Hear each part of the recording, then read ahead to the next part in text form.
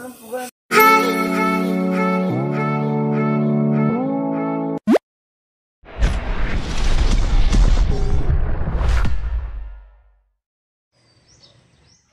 morning mga Carol's Farming TV. So na guys, nandito naman tayo sa ating panibagong video at panibagong matutunan.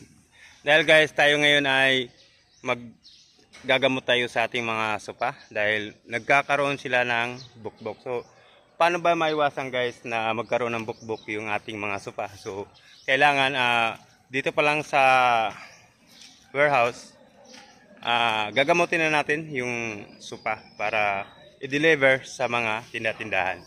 So yun guys, ang gagamitin nating lason ay Soligard. So ipapakita ko sa inyo kung paano ko ginawa at paano ko ginamot yung ating mga sopa na may mga bukbok. So yun guys, punta tayo sa ating video. So ngayon guys, antayin ko yung maglagay tayo ng gamot sa ating mga salasit dahil may bukbok. So naghalo tayo guys ng isang ganitong takip. Ayan.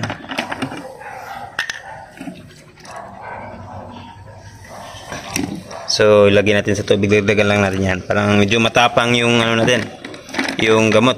Parang patay yung bukbok. So meron tayong pang injection.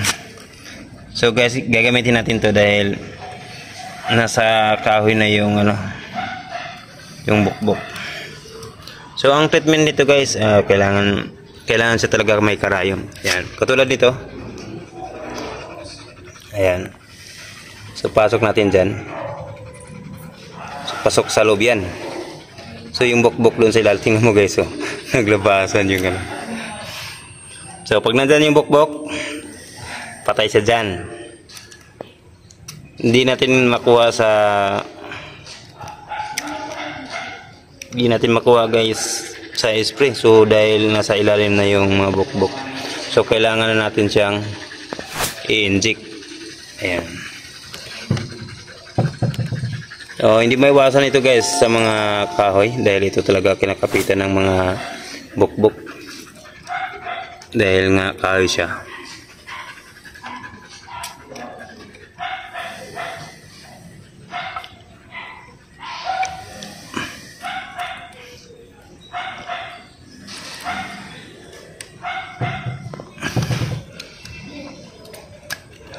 Patayan. So problema pag ganitong produkto, magkakaroon talaga ng mga ganitong senaryo.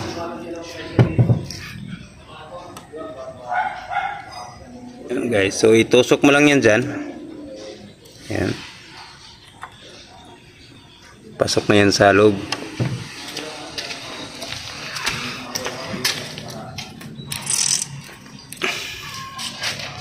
Yeah. So treatment muna natin bago siya i-deliver. Sir, wala sir. So ayan pala guys yung tropa natin na gwapo.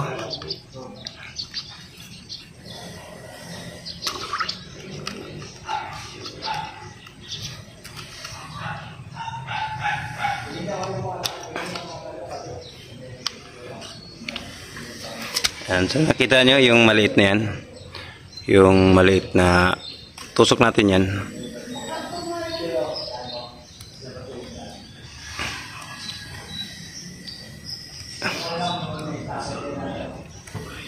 So pasok sa loob yung yan. So ganito lang mag-treatment, parang hindi na maibalik yung product. Ngayon dito pa lang lalasonin na natin. Wala dyan. Ayan guys. Tapos pagkatapos nito, i-retouch natin yan. Tatakpan ulit ng varnish. Parang everything is okay. So putang nang yan guys. Napapa mo. Ang dami na dito oh. Everything is alright. Okay. O, tingnan mo guys ha. Pag tinusok mo dyan, Babaon. lalabas yung ano dyan. Hindi na sila makalabas. Dahil yung bukbok guys, paano siya? Hindi siya marunong umatras. So, diretso lang siya. Yun.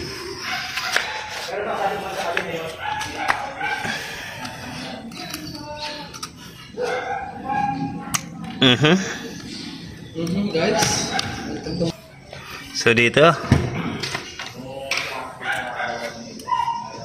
Oh, lumabas din mo. Nagkaroon na sila ng mga tanil.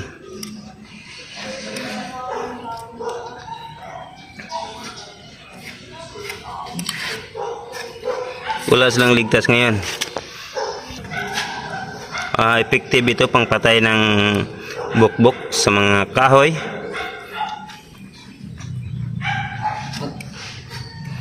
Huwag lang patayin yung kapitbahay nyo guys dito ha. Sa pangkahoy lang, pang bukbok lang to. Bakit?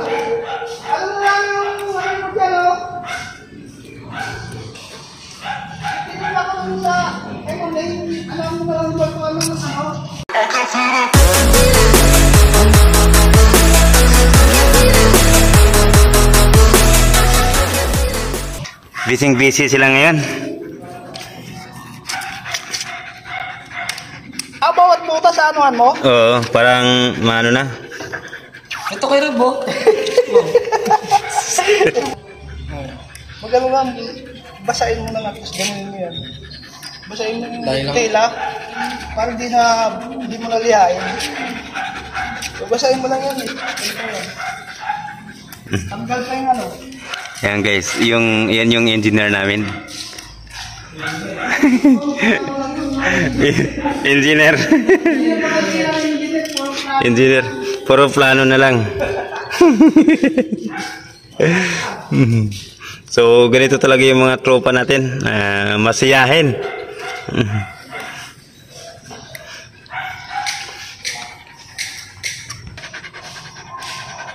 Atina. Yung aso natin, taga-bantay. Huwag mong dilaan to, nako.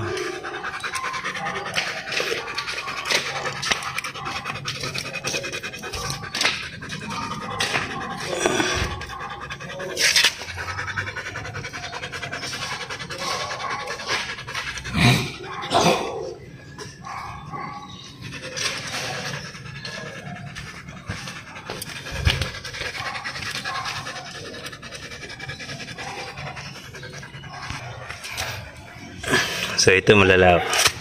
Medyo malalim. So anuhan natin yan dyan guys. Papalabasin natin siya dyan. Ewan ko kung makalabas siya. So tingnan mo guys. Bumabula. Ibig sabihin may laman. May laman sa loob. So dahil ginagamitan natin siya ng karayom, patay siya dyan.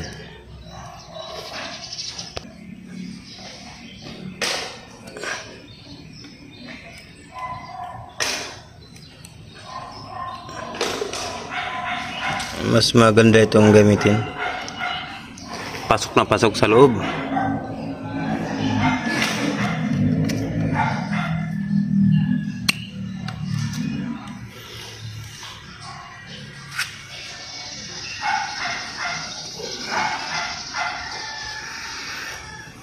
Tingnan mo guys, wag dito mo lumabas. So nagkunik-kunik na yung mga butas.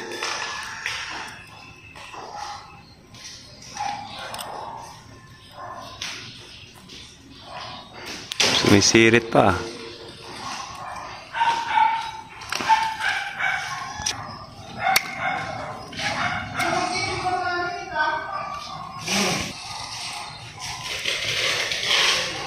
So kung may mga problema yung mga spa nyo, ganito lang ang gagamitin guys, parang magamot yung mga sapa, hindi matuluyang makain ng bukbok. So lahat ng makikita mong butas, lagyan mo. Check yun na mayroong laman sa loob.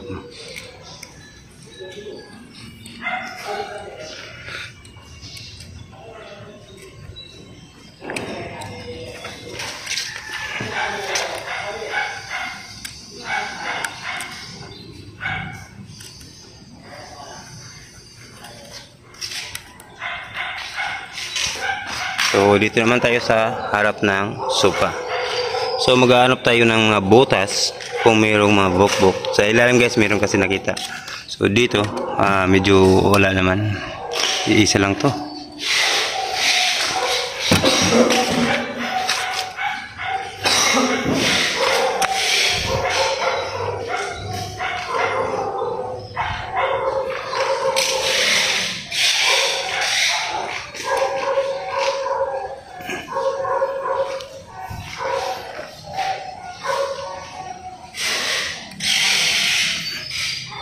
So that's it.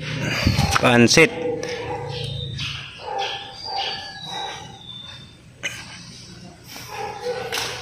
So wala na tayo nakikita ditong butas.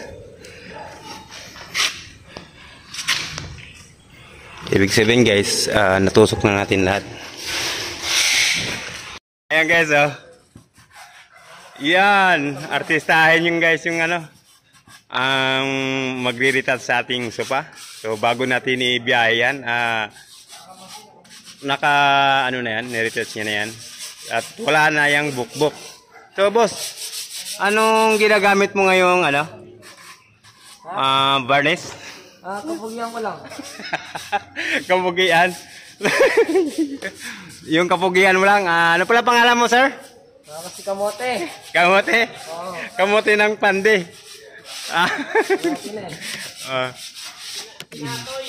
Si Natoy. Ayan guys, so ano nyo na yan, mamasilyahan mo na yan, sir.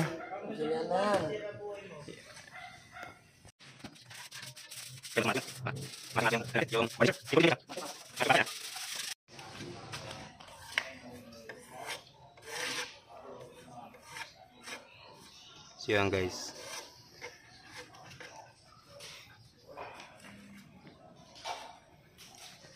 Wala mo yung secret nila. Wala mo yung secret namin.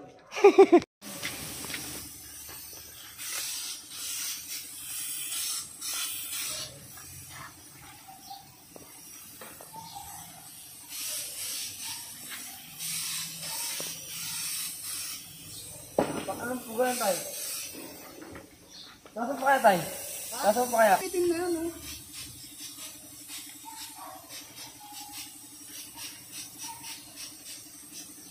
Good.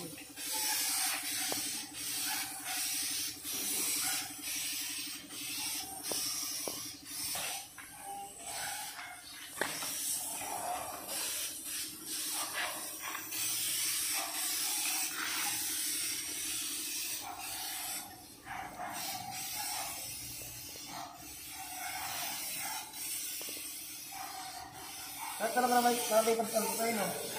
At talaga nabitan.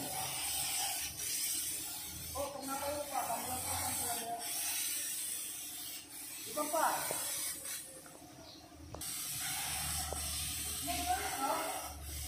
Ha?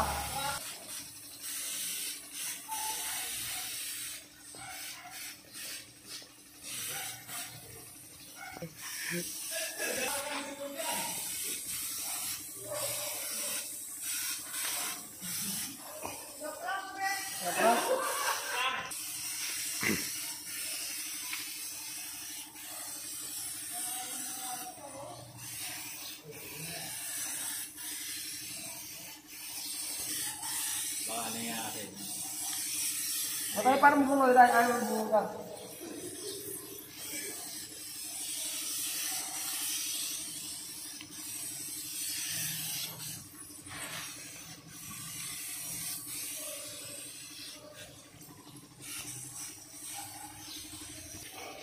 So ayan nga guys, perfect na yan. So yan yung nilagyan natin ng sulignum.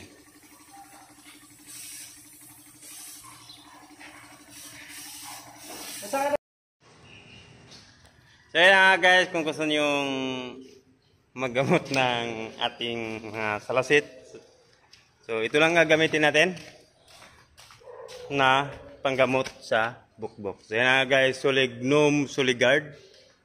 So titingnan natin. Ito po yung ayan guys, Sulignum Suligard. So ito yung ginagamit natin para sa mga sopa na may mga bukbok. So hindi na maiwasan guys dahil kahoy yan. So automatic mayroon talagang ano yan, mayroong bukbok kahit anong lason mo.